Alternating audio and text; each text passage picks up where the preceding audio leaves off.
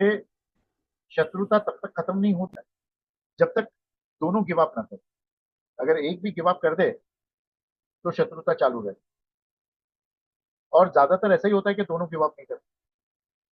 दोनों के give up करने के चांसेस तभी होते हैं कि जब दोनों इक्वल हो, तभी सेटलमेंट होता है।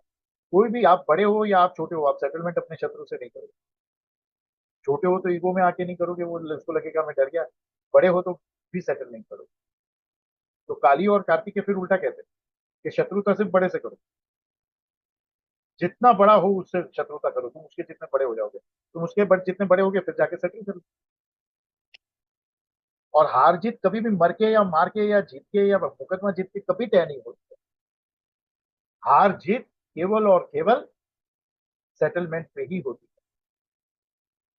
कोई भी संधि संधि नहीं होती है, सारी संधियां विषम संधि होती है।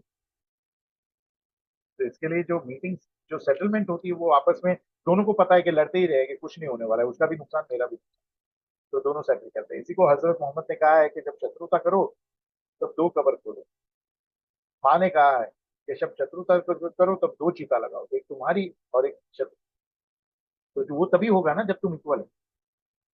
अगर तुम इक्वल नहीं हो, तुम बड़े हो, तो तुम उसको मार डालोगे, फिर उसके पीछे के लोग तुमको मारेंगे, या अगला जीवन वो तुमको मारेगा, फिर तुम उसको मारोगे। खत्म नहीं होने वाला है।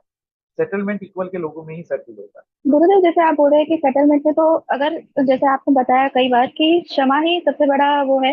अगर हम किसी से शत्रुता न रख के उसको क्षमा कर दे और उससे आगे बढ़ जाए तो। मच्छर, मच्छर बैठ के काट के तुम्हारा खून पीता है, तभी क्षमा का विचार आता है क्या? नहीं आता है ना। कभी ज्ञान की हम्म। बातें याद आती है क्या? तभी तो मार देते हो ना मच्छर को। तब कौन सा ज्ञान याद आता है? तब कौन सी क्षमा याद आती है? तो जब तक क्षमा याद ना आए तब तक टाइम पास करो, जो शिव ने कहा है वो मानो।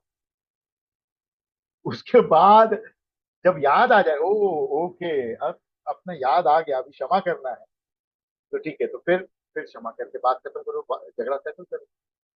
गुरुदेव, आपने कुछ साल पहले कहा था कि जिस व्यक्ति से हम लोग झगड़ा करते हैं ना, या फिर बैर करते हैं, उस व्यक्ति को हम अपने बराबर में लाके खड़ा कर देते हैं ऑटोमेटिकली।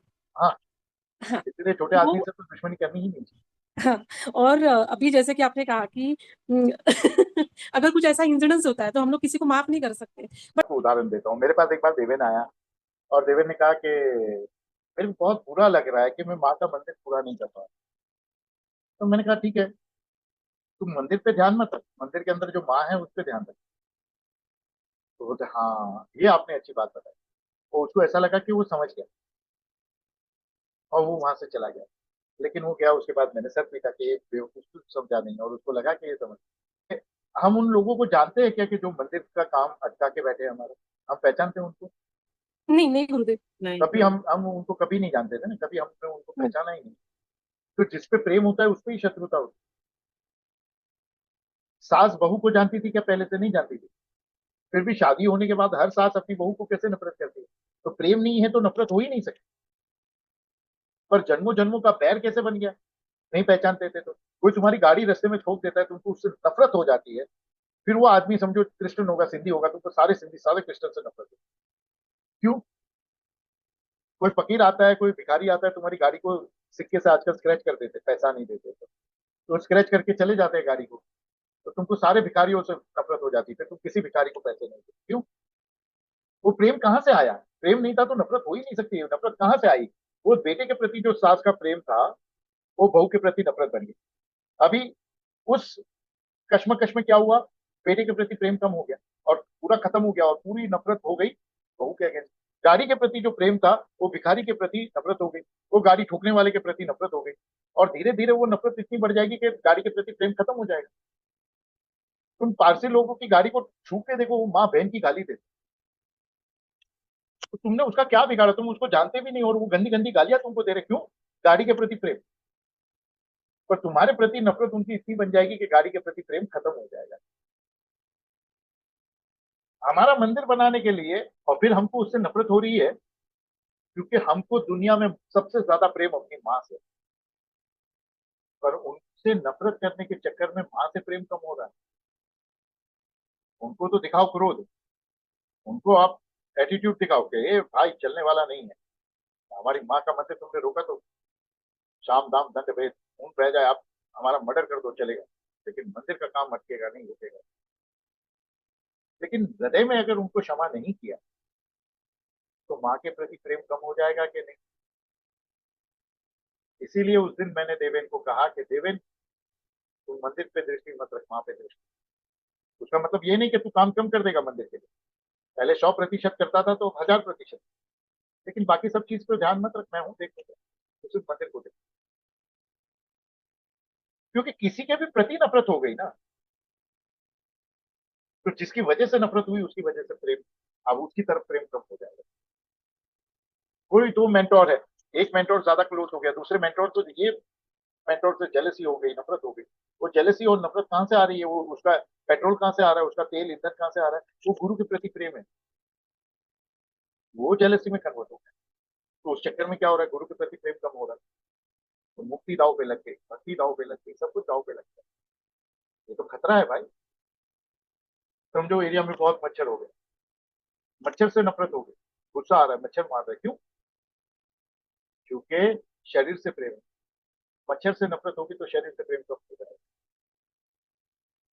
और शरीर भोग और मोक्ष दोनों का यंत्र है रे बाबा, इसकी रक्षा करनी चाहिए, इसको प्रेम से रखना चाहिए, इसको संभाल कर, समझे? बहू से नफरत करने के चक्कर में, दामाद से नफरत करने के चक्कर में बेटी और बेटे से प्रेम कम हो जाएगा। तो चेहरे पे तो ये मत दिखाओ ना कि चलो मैं तुमको नफरत नहीं करूंगी क्योंकि मुझे अपने बेटे से प्यार है और मुझे प्यार रखना है। नहीं, नफरत तेरी माँ ने तेरे को कुछ सिखाया नहीं, मुंह पे तो नफरत रखो, पर भीतर से समझ लेना कि नफरत के लिए पेट्रोल जो है प्रेम के पेट्रोल पंप से आता है, समझे? नफरत करना सबकी सबके बस की बात। जो सिर्फ नफरत दिखाना चाहते हैं, जानते हैं और करना नहीं, उनको नफरत करनी है। तो चेहरे पे तो आपने नफरत दिखा दी, भीतर से प्रेम कर, और उसके लिए वीर होने चाहिए। डरपोक आदमी प्रेम और करुणा से कोई संबंध नहीं रखता। जितनी तुम्हारे मन में नफरत, जितनी तुम्हारे मन में घृणा, उतने तुम डरपोक। गुरुदेव, but what do you do of people कि अगर आप नहीं नफरत कर रहे फिर भी उनको आपके प्रति continuous in loop they keep troubling, then what do you? नाटक नाटक जो करते हैं ना रामलीला, शत्रुघ्न का रोल कर रहा है वो।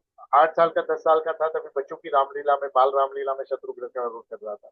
वो 80 साल का बूढ़ा भी हो जाता है तो शत्रुघ्न का रोल कर रहा है। तो नफरत की एक्टिंग करते रहो उनके खिलाफ, उनको बोलो तू तो मेरे पास आना ही मत, तेरे में से मुझे पास आती। जी गुरुदेव। नफरत की एक्टिंग करना और नफरत करना ये दो अलग बात जी गुरुदेव। है। और नफरत की एक्टिंग ऐसे करो कि सामने वाला डर जाना चाहिए। हम्म। और नफरत की एक्टिंग और नफरत दो दो अलग। बात। देखो नफरत ऐसा है ना